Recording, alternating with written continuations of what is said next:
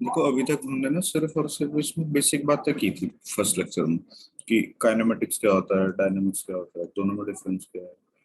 अब हम यहाँ एक नई टर्म पढ़ेंगे, थोड़ा सा इम्पोर्टेंट है, ध्यान रखना। मतलब ये इतनी इम्पोर्टेंट है कि इसके बगैर ना चीजें काफी गुड गंदी हो। Evening sir. Good evening. मैं कह रहा हूँ कि तुम ध्यान रखना कि ये अब जो चीजें पढ़ेंगे आज हम, थोड़ी सी उसमें से रेफरेंस फ्रेम वाली जो टर्म है वो काफी इंपॉर्टेंट है, तो उसको थोड़ा ठीक से सीख लेना।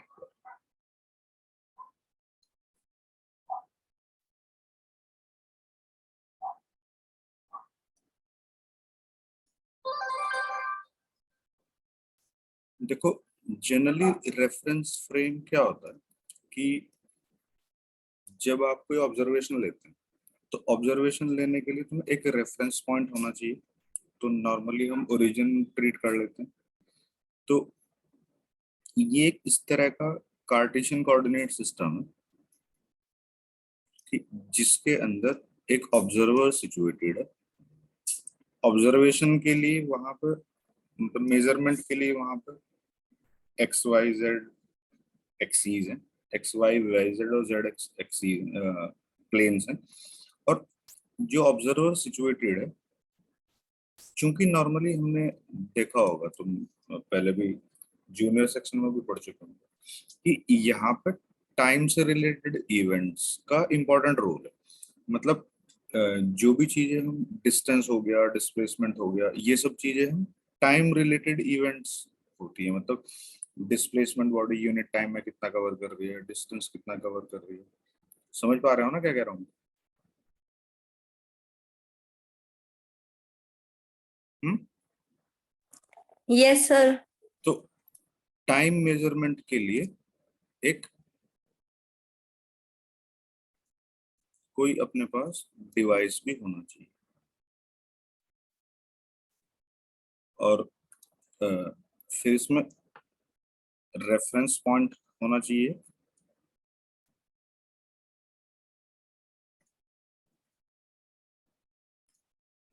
रेफरेंस एक्सीज होने चाहिए।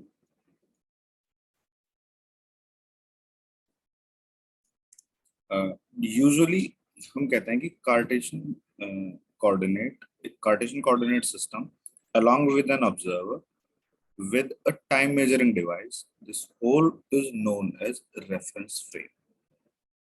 ठीक है ना?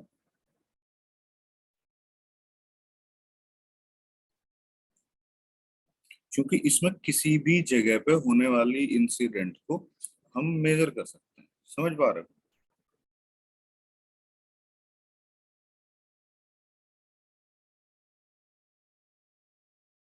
अब मतलब ये क्यों इम्पोर्टेंट है?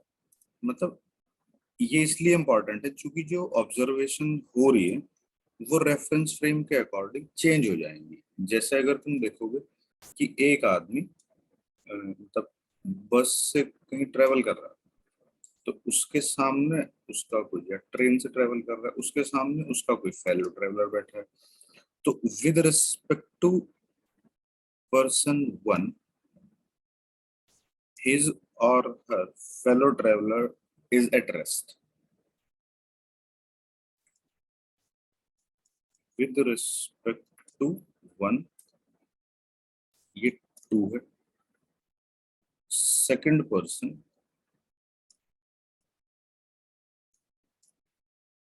At rest. तो तुम ये देखो, यहाँ फर्स्ट पर्सन जो ऑब्जर्वेशन ले रहा है उसके लिए इस कंपार्टमेंट का या इस बस का जो फ्लोर है वो एक कार्टेशियन कोऑर्डिनेट सिस्टम के प्लेन की तरह वर्क करेगा।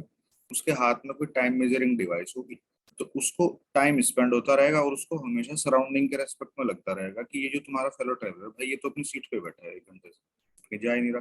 तो वो क्या इसकी स्टेट डिस्क्राइब करेगा? रेस्ट। पर अगर सेम टाइम फ्रेम में जब ये इसको ऑब्जर्व कर रहा था तभी एक थर्ड पर्सन है यहाँ पे ग्राउंड पे,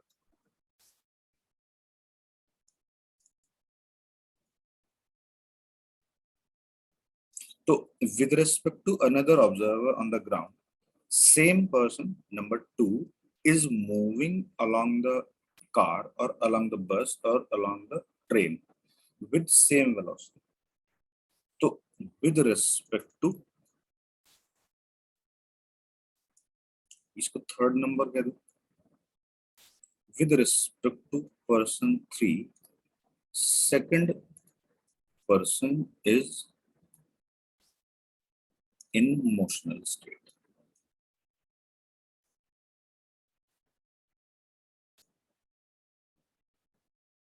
तो तुम ये देखो कि ये सिर्फ और सिर्फ एक ही इंसान की दो स्टेट डिस्क्राइब हो रही है।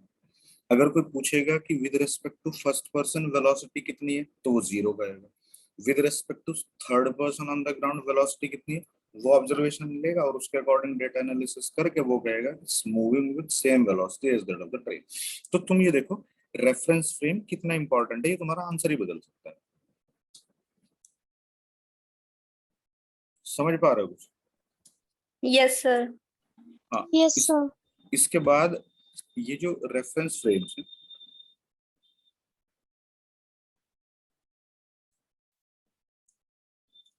ये बेसिकली दो तरह के होते हैं।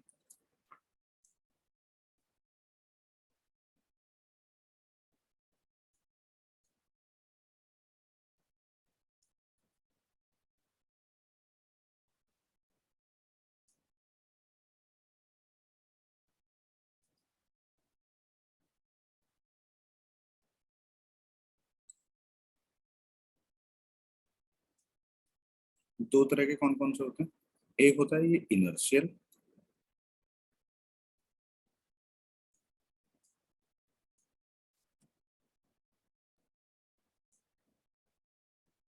एक होता है non inertial.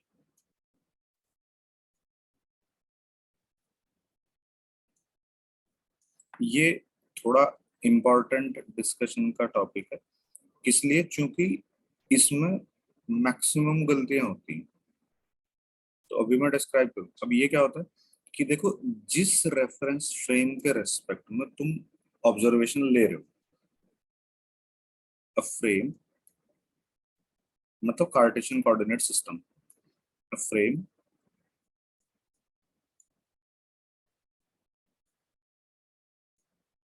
either at rest or moving with constant velocity।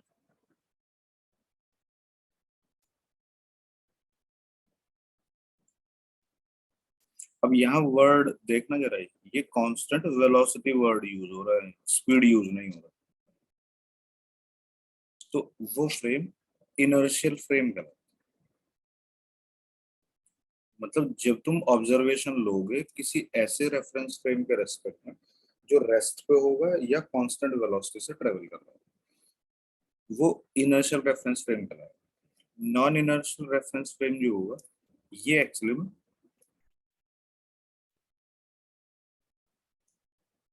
Accelerated, मतलब रिटार्डेड भी यही है, दोनों में से एक्सेलरेशन ही है, बस उसको हम ब्रेकिंग मोड में कहते हैं।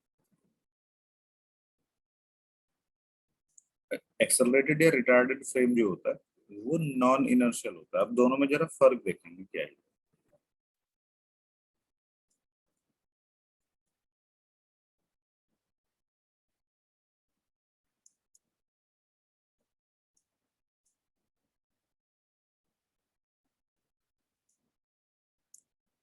देखो, ये जो नॉन इनर्शियल रेफरेंस फ्रेम है, मतलब जैसे एक बस है कोई, तो अगर बस रेस्ट पे है तो बस में जो भी पर्सन ऑब्जर्वेशन लेगा हम कहेंगे कि वो ऑब्जर्वेशन ले रहा है with respect to inertial reference frame.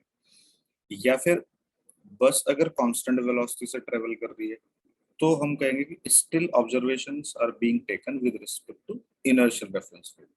पर अगर सेम बस ब्रेकिंग मोड में आ जाए, मतलब पहले से वो स्पीड में थी काफी, किसी ने ड्राइवर ने उठा के ब्रेक अप्लाई कर दिया, या फिर क्या हो कि ड्राइवर बस को एक्सेलरेट करना शुरू कर दे, मतलब उसकी वेलोसिटी में चेंज आना शुरू हो जाए, या तो वो इंक्रीज होना शुरू हो जाए या डिक्रीज होना शुरू हो जाए, और उसके अंदर से कोई आदमी ऑब्जर्वेशन लेना शुरू करे, तो उस टाइम के लिए सेम बस नॉन इनर्शियल रेफरेंस फ्रेम बन जाएगी, जो कि पहले जब वो रेस्ट पे थी या कांस्टेंट वेलोसिटी से चल रही थी, जो नॉन उससे पहले वो इनर्शियल थी। तो एक फ्रेम इनर्शियल फ्रेम की तरह भी वर्क कर सकता है, नॉन इनर्शियल फ्रेम की तरह। बस तुम्हें ये देखना पड़ेगा कि ये फ्रेम रेस्ट पे है, कांस्टेंट वेलोसिटी से चल रहा है, तो वो इनर्शियल फ्रेम होगा। पर अगर वही फ्रेम एक्सेलरेट हो जाए तो वो नॉन इनर्शियल रेफरेंस फ्रेम होगा। अब इन दोनों में जरा डिफरेंस समझते हैं कि क्या ये।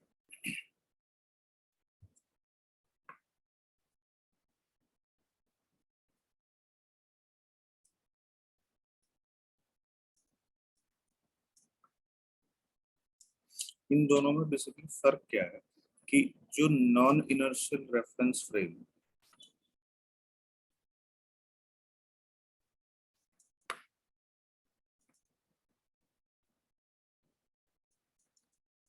जब हम नॉन इनर्शियल रेफरेंस फ्रेम के अंदर से ऑब्जर्वेशन लेते हैं तो मतलब हमें ये चीज फील होती है, मतलब विजिबिलिटी नहीं है इस चीज की, सिर्फ फीलिंग है कि जिस डायरेक्शन में फ्रेम का एक्सेलरेशन है उस डायरेक्शन के अपोजिट हमारे ऊपर कोई फोर्स एक्ट कर रहा है।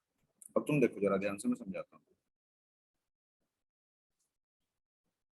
तुम ऐसा सोचो कि एक बस है, इसमें बहुत सारे पैसेंजर हैं, ये बैठे हुए आ रहे थे, तो ये स्पीड में थी बस काफी, ये बस काफी स्पीड से ट्रेवल कर रही थी। अच्छा, एक आदमी यहाँ पे खड़ा था सड़क के किनारे। तो ये आदमी ऐसा है कि इसने अपनी लाइफ में कभी बस, कार, ट्रेन, किसी भी व्हीकल में अंदर बैठ के ट्रेवल किया ही नहीं। इस आदमी की बात हो रही है, ठीक है ना। तो जैसे ही इसके सामने से बस आई यूं सडनली, तो इसके ड्राइवर ने सडनली ब्रेक्स अप्लाई की। ये इसने सडनली ब्रेक्स अप्लाई किए। तो तुम ये बताओ कि अगर स्पीडी व्हीकल को सडनली ब्रेक अप्लाई किया जाए तो इन पैसेंजर्स का क्या होगा। ये देख रहा था, ये ऑब्जर्वर था,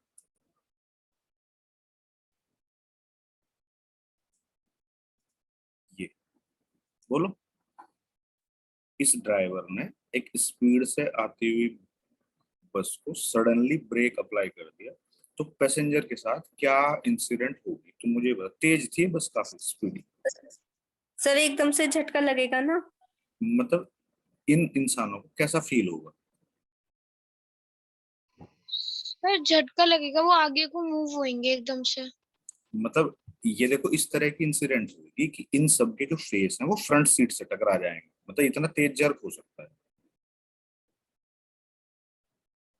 जो इनके सामने वाली सीट है, इनके फेस उससे टक्कर मार सकते हैं, नहीं मार सकते। Yes yes sir. सर। और अगर ज्यादा तेज स्पीड थी, वो सडनली ब्रेक अप्लाई कर दे, तो ऐसा भी हो सकता है कि इनके दांत टूट जाए। बोलो। Yes sir.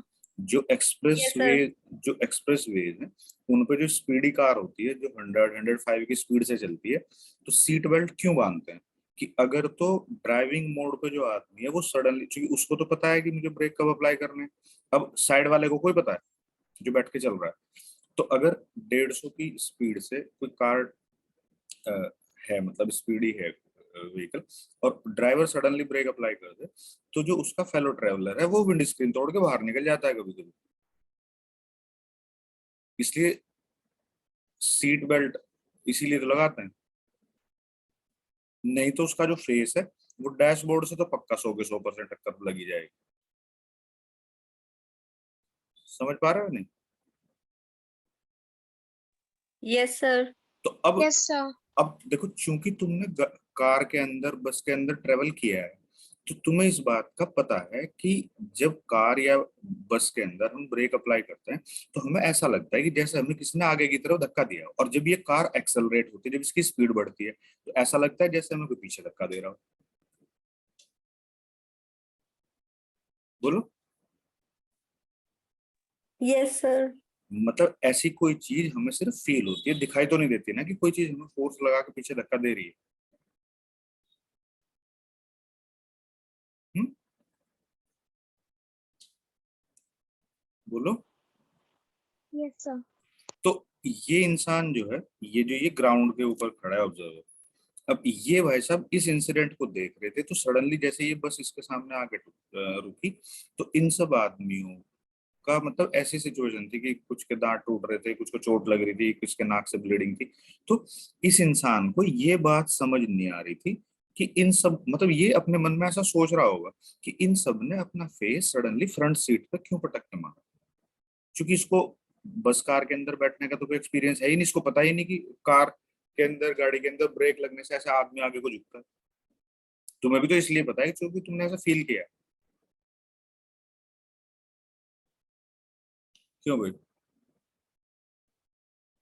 बोलो। यस। मतलब अगर तुम कार के अंदर, बस के अंदर अगर बैठोगे नहीं तो तुम्हें भी तो ये बात पता नहीं चलेगी ना कि ऐसा होता है।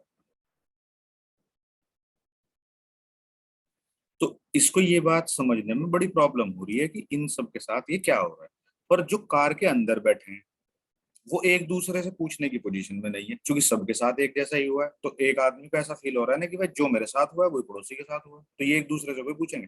पर ये इनसे पूछ सकता है जाके कि तुम सबने अपना फेस आगे वाली सीट पर क्यों पटक के मारा, क्योंकि इसको इस तरह की फीलिंग ही नहीं है। नहीं समझ रहे। जैसे किसी आदमी को अगर कभी इलेक्ट्रिक शॉक नहीं लगा, तुम में से किस किस को लगा इलेक्ट्रिक शॉक? किसी को लगा है? सर थोड़ा सा हाँ सर, लगा है। हाँ, तो अब ये सोचो कि जिसको इलेक्ट्रिक शॉक कभी लगा ही नहीं वो कहेगा मुझे पता ही नहीं कैसा होता है, जिसको लगा है उससे पूछ के देखो। ये ज्योतिरादित्य क्या कह रहा है? हाँ भाई ज्योतिरादित्य। सर मैं कह रहा था मुझे भी लगा है शौक, अच्छा तुम्हें भी लगा, इसीलिए अच्छा रेज ठीक, एंड अच्छा किया। अच्छा ठीक है।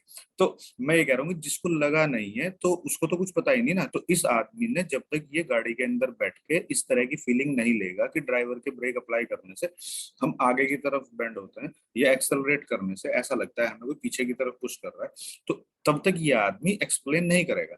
इन इंसान में से जो ये बस के अंदर ट्रेवलर है ये एक दूसरे से ऐसा नहीं पूछेंगे कि तुम्हें चोट क्यों लगी, क्योंकि उसको तो खुद लगी पड़ी है, उसको तो पता है कि भाई ब्रेक अप्लाई करने का ऐसा ही होता है। ठीक है ना। तो सर। जब ये बस ब्रेकिंग मोड में थी तो इसके अंदर जो ऑब्जर्वेशन हो रहे थे वो नॉन इनर्शियल रेफरेंस फ्रेम से हो रहे थे। और यहाँ पे एक ऐसा फोर्स एक्ट करता है जिस फोर्स का नाम है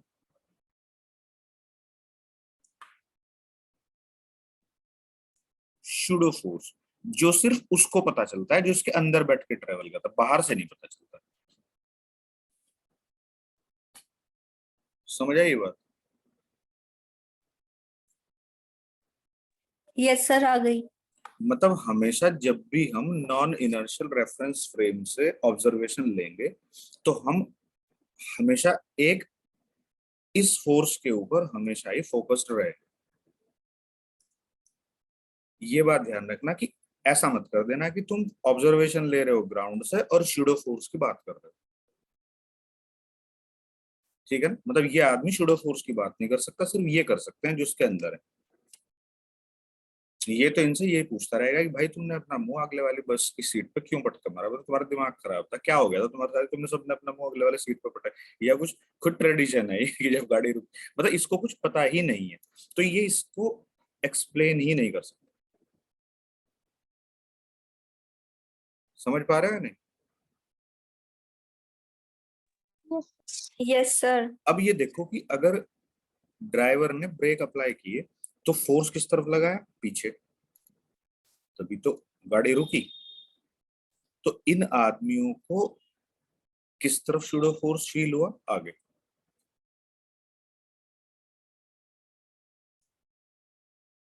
जब ड्राइवर स्पीड बढ़ा रहा होता है मतलब गाड़ी को एक्सेलरेट कर रहा होता है, तो एक्सेलरेशन आगे होता है, तब गाड़ी के अंदर बैठे ट्रेवलर्स को ऐसा लगता है कोई उन्हें पीछे धक्का दे रहा है। तुम अपना सामान वामान कोई सूटकेस ब्रीफकेस बस में रख के देखो, जब बस एक्सेलरेट करती है तो पीछे को भाग जाता है। बताओ। Yes yes. सर। तो जिस तरफ फ्रेम का एक्सेलरेशन होता है शूडो फोर्स उसका उल्टा काम करता है। ये फोर्स जिस तरफ होगा उस तरफ ही एक्सेलरेशन होगा, फिर शूडो फोर्स उस तरफ होगा। जिस तरफ फ्रेम का एक्सेलरेशन होता है शूडो फोर्स उसका उल्टा काम करता है, उल्टी डायरेक्शन में एक्ट करता है। समझ रहे हो ना, अपोजिट।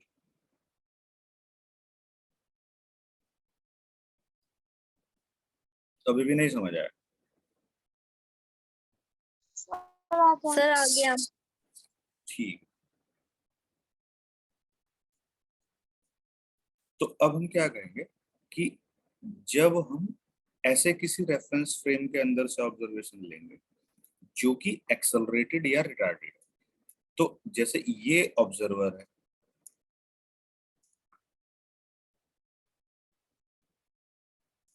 और ये इस ऑब्जेक्ट को देख रहा है, इसका मास है m। तो अगर ये कार इधर की तरफ एक्सेलरेट हो रही है a एक्सेलरेशन से, तो ये ऑब्जर्वर इस ऑब्जेक्ट के ऊपर एक शूडो फोर्स मार्क करेगा इस तरफ, mass of the body acceleration of frame.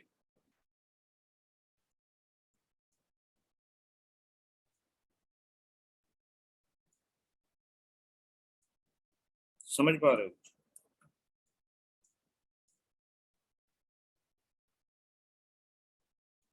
किसी भी बॉडी के ऊपर जो शूडो फोर्स मार्क होगा with respect to with respect to an observer from non inertial frame, उसकी वैल्यू कितनी होगी?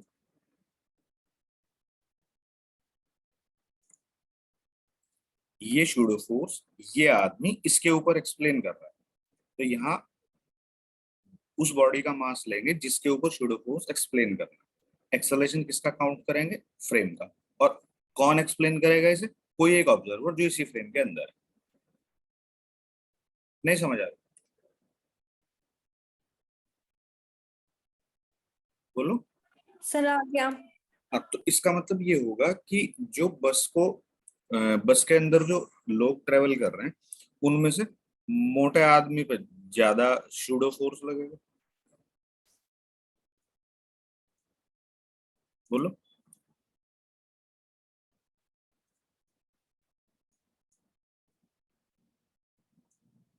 बताओ।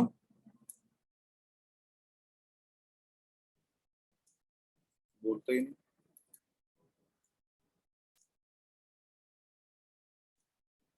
अरे भाई कुछ हाँ ना तो कहो। सर ये वाला समझ नहीं आया। अरे इसमें जो शूडो फोर्स की वैल्यू है उसमें उस बॉडी का मास काउंट हो रहा है ना जिसके ऊपर शूडो फोर्स हम देख रहे हैं। तो अगर एक बस के अंदर 15-20 अलग अलग इंसान बैठे हैं, एक उनको ऑब्जर्व कर रहा है, तो वो अलग अलग इंसानों के ऊपर एक्सेलरेशन तो रेफरेंस फ्रेम का सबके लिए कॉमन ही होगा ना। Yes sir. सब जो आदमी उसके अंदर बैठे हैं उनके सबके मासेस अलग अलग हैं। तो अरे हर एक बॉडी के ऊपर जो शूडो फोर्स है वो उस बॉडी के मास के अकॉर्डिंग ही तो डिसाइड हो रहा है। शूडो फोर्स की वैल्यू है Yes, sir. Mass of the body और एक्सेलरेशन ऑफ फ्रेम का मल्टीप्लिकेशन। तो जिस बॉडी के ऊपर शूडो फोर्स कैलकुलेट कर रहे हैं उसी का तो मास है। तो इसका मतलब है जो मैसिव बॉडी है उसके ऊपर ज्यादा शूडो फोर्स लग रहा है, जो कम मैसिव है उसके ऊपर कम लग रहा है। तो इसका मतलब मोटे आदमी पे ज्यादा शूडो फोर्स लगेगा और जो स्लिम है उनके ऊपर कम लगेगा।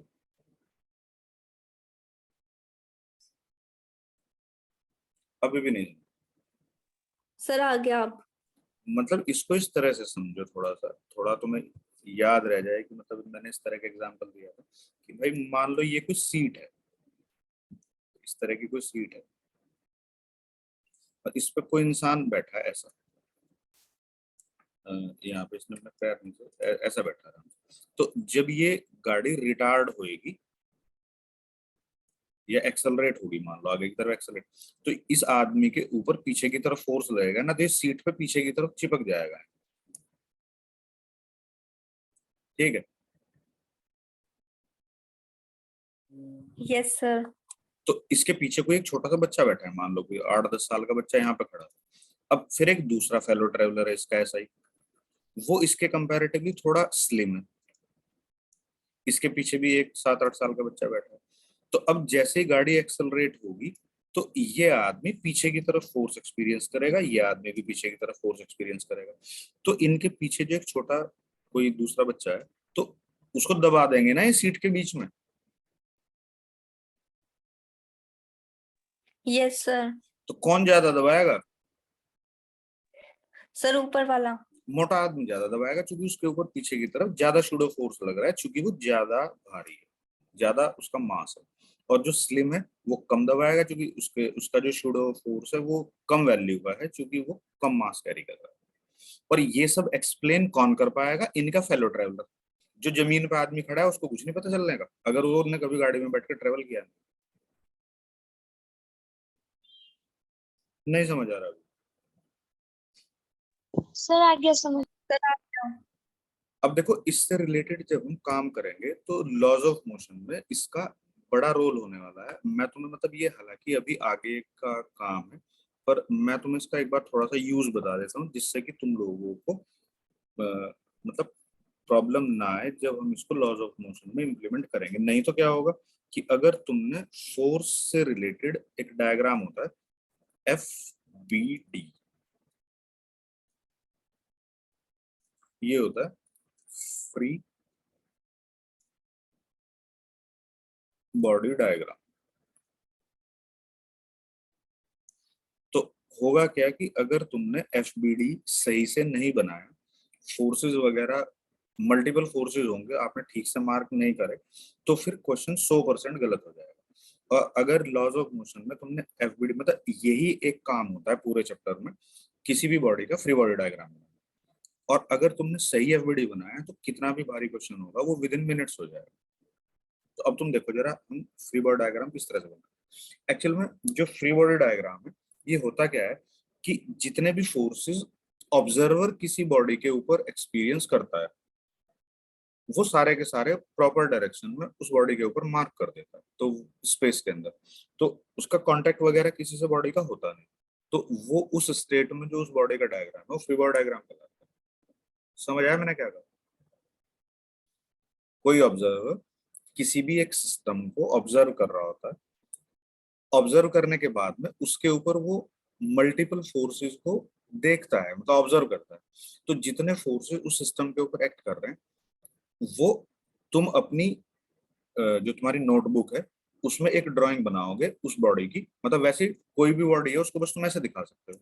तो इस बॉडी के ऊपर जो फोर्सेस एक्ट कर रहे हैं उनको तुम अपनी नोटबुक में उसी डायरेक्शन में ड्रॉ करोगे, तो वो डायग्राम उस बॉडी का फ्री बॉडी डायग्राम होगा। अगर तुमने फ्री बॉडी डायग्राम ठीक बनाया तो लॉज ऑफ मोशन से रिलेटेड प्रॉब्लम होगी, नहीं तो नहीं।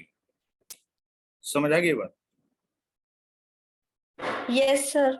अब मैं तुम्हें एक्सप्लेन कर देता हूँ कि फ्री बॉडी डायग्राम का रोल किस तरह से है। तुम ये समझो कि देखो, जैसे ये एक लिफ्ट है, इस लिफ्ट के अंदर ये एक ब्लॉक है जिसका मास है m।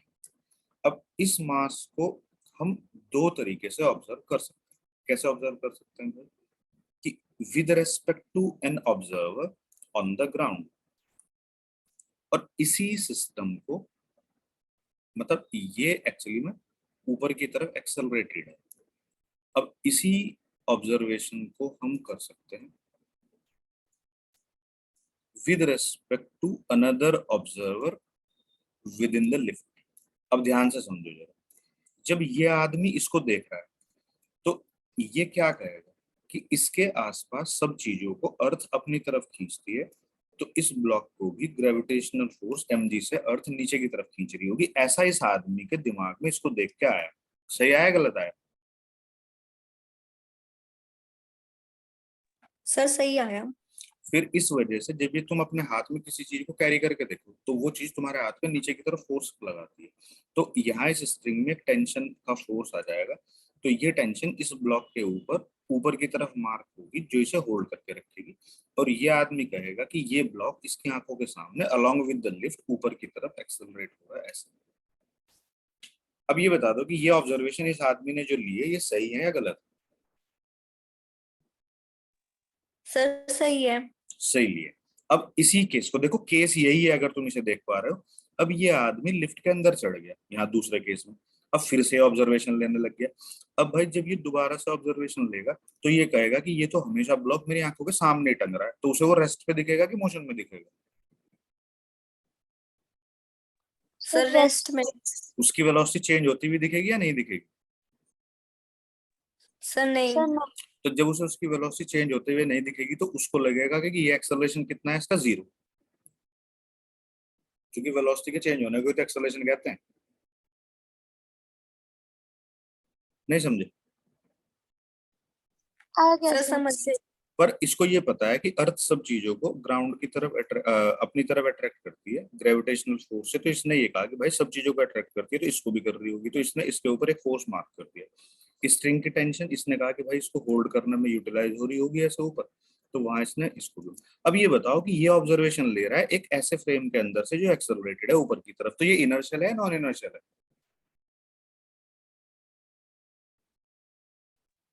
Non inertial. ये नॉन इनर्शियल सर है। विद अब रिस्पेक्ट टू अब ऑब्जर्वर। नॉन इनर्शियल फ्रेम से एक एडिशनल फोर्स काउंट होता है, मास ऑफ द बॉडी और एक्सेलरेशन ऑफ फ्रेम। ये कौन सा वाला फोर्स है भाई? ये स्यूडो फोर्स।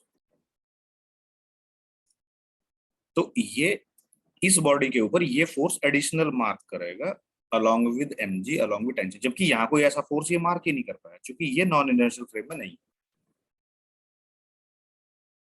अब बता दो कि समझ आया है नहीं आया? सर आ गया। अब देखना ध्यान से, तुमने एक छोटी सी चीज पढ़ी होगी 9th में कि भाई जब कोई बॉडी के ऊपर मल्टीपल फोर्सेस होते हैं तो एफ नेट, अभी हम इसे लॉज ऑफ मोशन वाले चैप्टर में डिटेल में पढ़े, F net equal to m. ये पढ़ा है नहीं पढ़ा? Yes sir. तो अब Yes, देखो sir. यहाँ पे जो स्टेट 1 है, इस स्टेट 1 में ये बॉडी ऊपर की तरफ जा रही है तो इसका मतलब टी बड़ा है mg से, तो इसके ऊपर नेट फोर्स कितना होगा? T minus mg। और ये होना चाहिए equal to mass into acceleration m है। तो इस बॉडी का एक्सेलरेशन ये कितना देख रहा है? इक्वल टू लिफ्ट के। तो यहाँ से टेंशन इन द स्प्रिंग कितनी होगी? T equal to mg plus m। यहाँ तक बताओ ये बात से एग्री करते हो या नहीं करते हो? बोलो।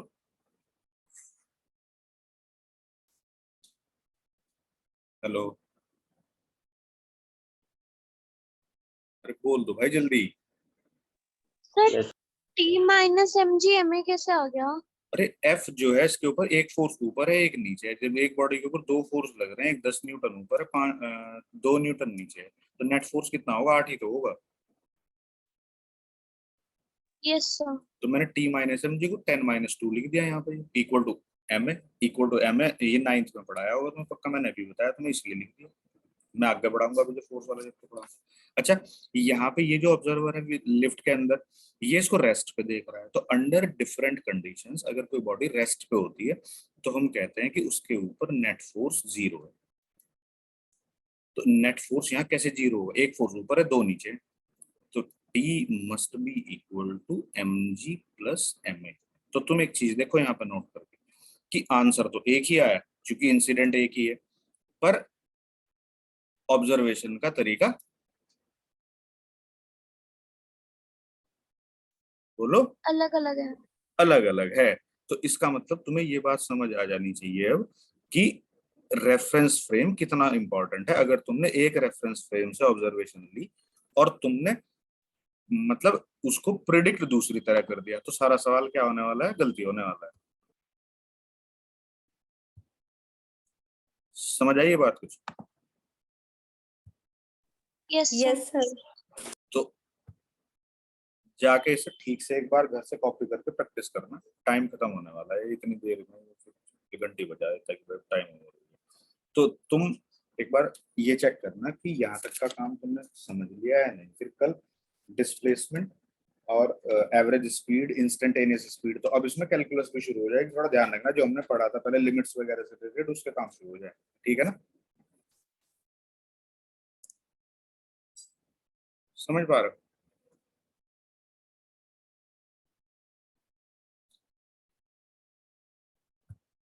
तो अब कल देखेंगे भाई, कल ऑफलाइन क्लास करेंगे, आ जाना तुम शाम को। ठीक है? ठीक है सर। Good night.